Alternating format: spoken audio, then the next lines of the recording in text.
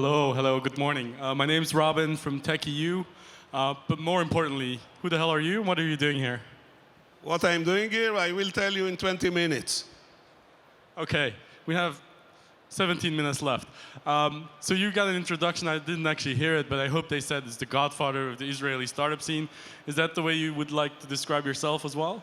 I think this is an overstatement, but first of all, thank you for all of you for coming so early in the morning to hear Robin and me. Very nice to be here in Slush, a terrific IPECO, terrific events, and really congratulations to the people who organized it. Is this your first time at Slush? This is my first time in Slush, but definitely not the last one.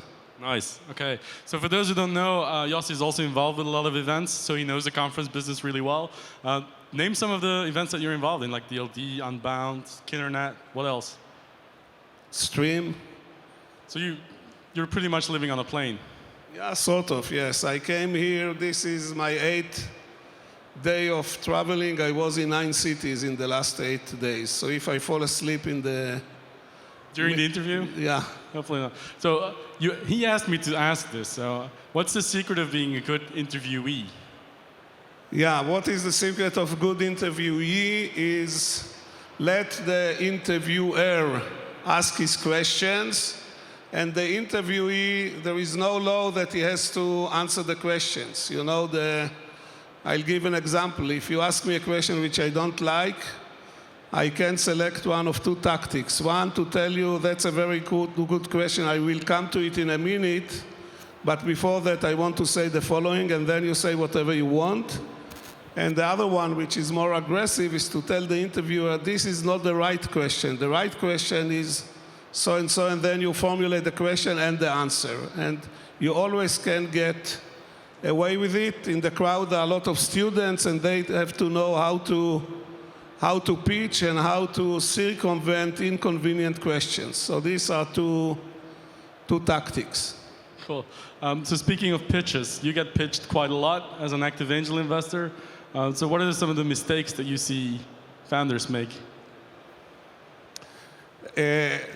Again, following what I just say, the question is not what the mistake the founders are doing, the question what the mistake that the investors are doing. And I think the major mistake that investors are doing is not putting enough emphasis on the founders themselves, on their ability, on their talent, on their drive, on their motivation. Ideas, people usually pay attention for ideas, and I think ideas are overrated. Ideas are overrated, so as a founder, I think you should convince the investors that they should invest in you, not in your ideas, but what you are bringing to the table. What are your virtues? What are you doing? What is your agenda? What is your motivation? What you are sacrificing? What you are trying to accomplish? By the way, the students which helped me so far, you know, here you are not being left alone in Slush. You are surrounded by a group of terrific students. And all of them told me that while they are studying, all of them have an extracurricular agenda. They are active in student bodies, in social things. And I asked them why, and they told me when they go to interview to get a job in Finland, they are being asked what they are doing outside of the professional area. And I think this is a very important testimonial. You also have something like that in Israel? In Israel, you know, each one is doing his own thing. My investment, I really don't care about the idea much. I care about the space.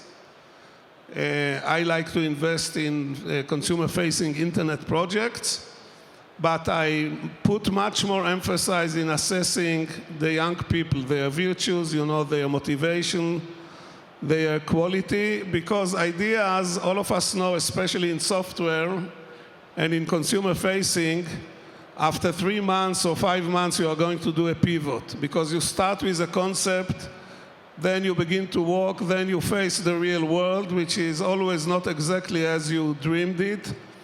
and then if you are not adapt, you stick to the original idea, this is a big mistake. So you are going to change the idea anyhow, so why bother about the idea? It's much more important about the executions, about the cohesiveness of the team, how they get along. These are the things which eventually will determine the fate of the project.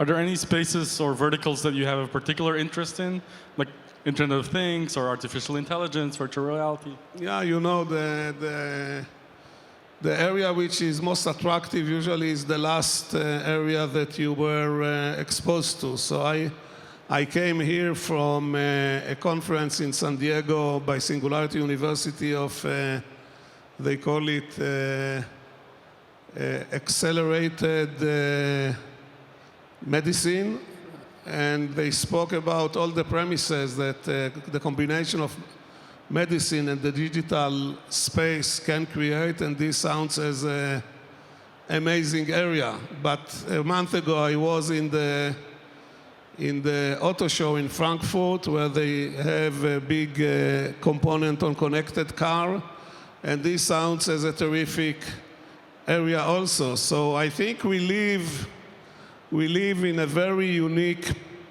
time that the internet is disrupting so many areas, and by disrupting, actually, it's not a good name. The good name that it's offer lot of new opportunities, you know, things which were not possible 5 years ago, 7 years ago, today are possible with the propagation of the smartphone as a strong computer in the pocket of everybody, with any person being connected 24/7, any device being connected 24/7 by the Internet of Things, any car being connected 24/7.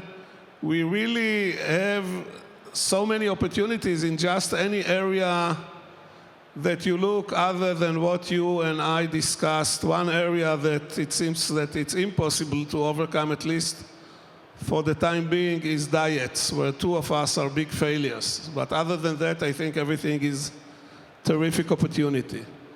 Got it. So are there any downsides to the technological advancement, that everything's going to be connected and, you know, all this artificial intelligence going very rapidly? Yes, there is one very big downside, which is not being discussed enough. How somebody said that the future is here, but it's not evenly distributed. I don't remember who said it. And this saying was never more correct than in this area, where very few people are the major beneficiaries of all this revolution. And I think all of us failed in trying to get a bigger access to bigger groups of people into this amazing industry. In my home country, where really startups became an amazing phenomena, only 8.7% of the labor force is engaged in high-tech, so we shouldn't forget it. And I think in Israel, it's one of the countries with the highest rate of people which involve in the high-tech. So I think that the challenge, to answer this question of you, of the downside, the challenge is how to make this industry more general, more people, how to get more people involved, how to get more people benefit from the industry. I don't think that, at least I didn't see any good model yet. It's always pockets which are doing very well, pockets which bring a lot of benefits to societies. But Silicon Valley is a pocket. In Israel, it's the center of the country and in every society. So I think this is the downside, and this is where we better should focus, all of us together. So the digital divide, it's a really good message, and I hope all the startups in the room are listening very carefully. So how many investments have you made so far as an angel in Israel? In digital, I made 86 investments. This is before I was reincarnated and moved into the digital space, and the results are mixed. I want to say, always when I'm being introduced, they tell about all the great exits which I had, and I had really wonderful exits, 25 of them, which made me one of the best angel investors in Israel. But what they usually don't bother to say that I closed 27 companies, which made me one of the worst angel investors in Israel. And everybody who is playing this game have to remember that on the other side of the ticket to win and to fame and to wealth, there is in small letters saying that you may very well fall on your face, and it happened very often. And there is an asymmetric situation that all of us investors have to realize. When we fail, and next year we will make a nice exit, which very likely will compensate for the failing. For the entrepreneurs, it's 0-1. Either they fail or succeed. And if they fail, they spend 3 or 4 years of their life in trying to pursue a great idea, which they were unable to do it. And many times it's not the blame of the entrepreneurs. Many times it's issue of luck or issue of timing. So I think that the losses, always you speak about the losses of the investors. I think the losses of the entrepreneurs are much more substantial and much more painful, because throwing away 4 years of your life is nothing to sneeze about. You know, this is really, really, really painful. And one more thing, I think that entrepreneurs which failed and have done it honestly, you know, not by spending the money of the shareholders, by doing diligent work and not succeeding, are terrific candidates for the next investment, because they have this driving force to show that they can succeed. So I don't hesitate to invest with people who didn't succeed in the first time. I want to stay on this topic a little bit more, because in Europe, generally, entrepreneurs are perceived as risk takers, but on the other side, you have this culture of we don't really embrace failure well as a society. So that's at least a perception. I think it's gradually changing, but we're still not there yet, at least not compared to the US, for example. So how can we better deal with failure? How can we learn to embrace it and learn from it? I think you will learn by watching what works and what doesn't work. You know, like let's talk about an athlete who is trying to jump. How you call jumping to the height? What is the name in English? I have no idea. High jumping? High jumping, whatever. I hope the guys understand what we are saying, and if they don't understand, then too tough. Okay, so you have an athlete who is training to do high jump, and you tell him, if you don't pass it the first time, you go out of the competition. You will left with no athletes, you know, because always you try to put the bar higher, and you learn from trying again and again. The same thing, mountain climber.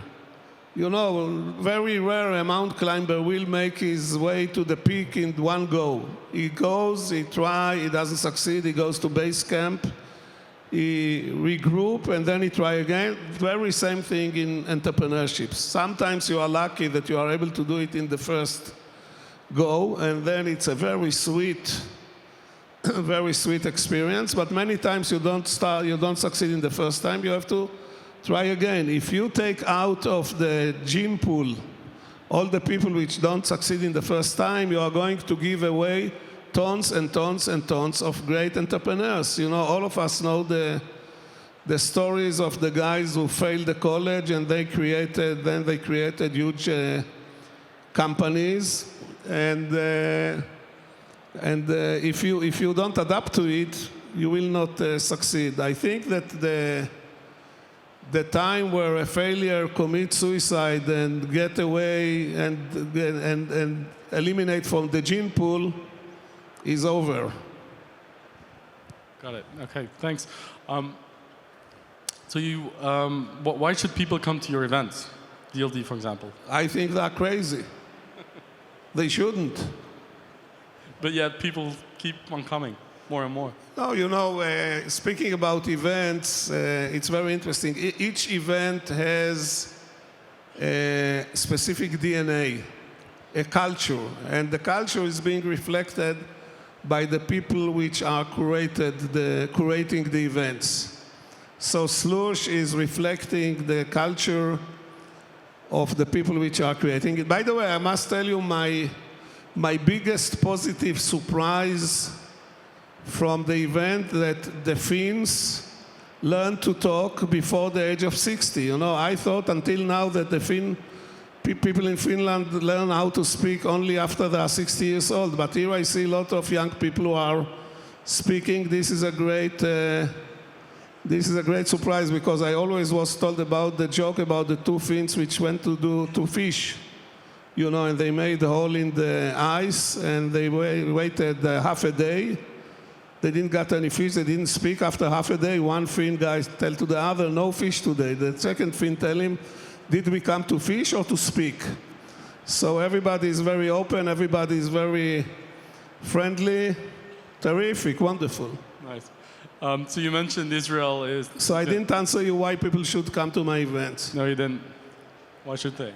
Why should they? You know, it's people who like events which are less formal, a little bit more fun, a little bit not taking yourself too serious, discussing serious issues but not taking yourself too serious. Then it's okay. And also we had a very, you know, in September we have done in Israel a big digital festival. We had a very nice delegation of 60 people from Finland. And I think the major attraction, we heard that the Finnish people like hot weather. So we prepared something really great. It was 33 centigrade with the toughest sandstorm which was in Israel in the last 75 years. People couldn't breathe. So if you look for event at 33 degrees centigrade with sandstorm, the right place to come is Israel. Next September, all of you are invited. Send me an email, I will send you a free invitation. What's your email address? This was a cheap promotion. What's your email address? My email address is yvardi@gmail.com. There you go. We're actually out of time, but I want to leave with one more question because I know you like answering this one. Israel, the startup nation, what's the secret?